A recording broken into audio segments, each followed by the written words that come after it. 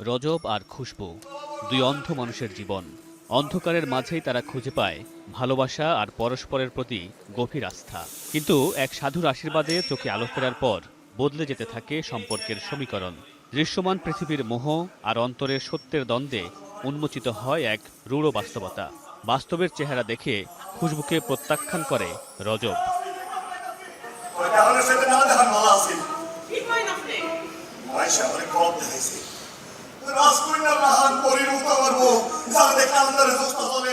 বৃহস্পতিবার সন্ধ্যায় বাংলাদেশ শিল্পকলা একাডেমির জাতীয় নাট্যশালায় মঞ্চস্থ হয় ঢাকা থিয়েটারের নাটক রংমহাল।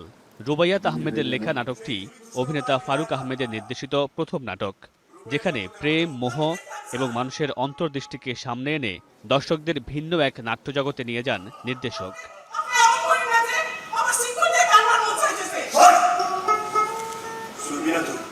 বৃষ্টির কারণে দর্শক উপস্থিতি কম হলেও নাটক শেষে অনেকেই জানান রংমহাল ছিল তাদের জীবনে দেখা প্রথম মঞ্চনাটক। তাই প্রতিটি চরিত্রকে জীবন্ত হয়ে উঠতে দেখার মুগ্ধতা ধরা দেয় তাদের মাঝে। মঞ্চনাট্য যে এত সুন্দর হয় এটা ফার্স্ট টাইম, আর সব থেকে বিশেষ এখানে আসতেই চাচ্ছিলাম না এরকম দেখবো না, কিন্তু এসেই ভালো লাগছে। বড় হওয়ার পর থেকে এরকম অভিজ্ঞতা এইটাই আমার প্রথম, অভাবনীয় ছিল এটা। যে মেইন ক্যারেক্টার ছিল রজত, আমি তো তাকে মনে মনে গালি দিতেছিলাম যে এটা কি করতেছে এই ব্যাটায়, বাট অসাধারণ ছিল, প্রত্যেকের অভিনয় অনেক ভালো ছিল। যদি কেউ চিট করে তার পরিণতি এমনটাই হবে। তবে সব দর্শকের প্রতিক্রিয়া একরকম ছিল না। এই মুগ্ধতার মাঝেও অনেক দর্শকের চোখে ধরা দিয়েছে অভিনয়ের ঘাটতি। আবার কারো মতে কয়েকটি চরিত্রের কস্টিউম ও উপস্থাপনায় যত্ন নিলে নাটকটি আরও বিশ্বাসযোগ্য হয়ে উঠতে পারত। হিরো যে ক্যারেক্টারটা করছে তার অভিনয়ের অনেকটা ফাঁকা আছে। ঢাকা থিয়েটার নাটক বরাবরই সুন্দর হয়, এটাও একটি চমৎকার নাটক ছিল, চমৎকার উপস্থাপনা, আমাদের খুব ভালো লেগেছে। নির্দেশনা ভালো ছিল ওটা প্রথম হিসাবে।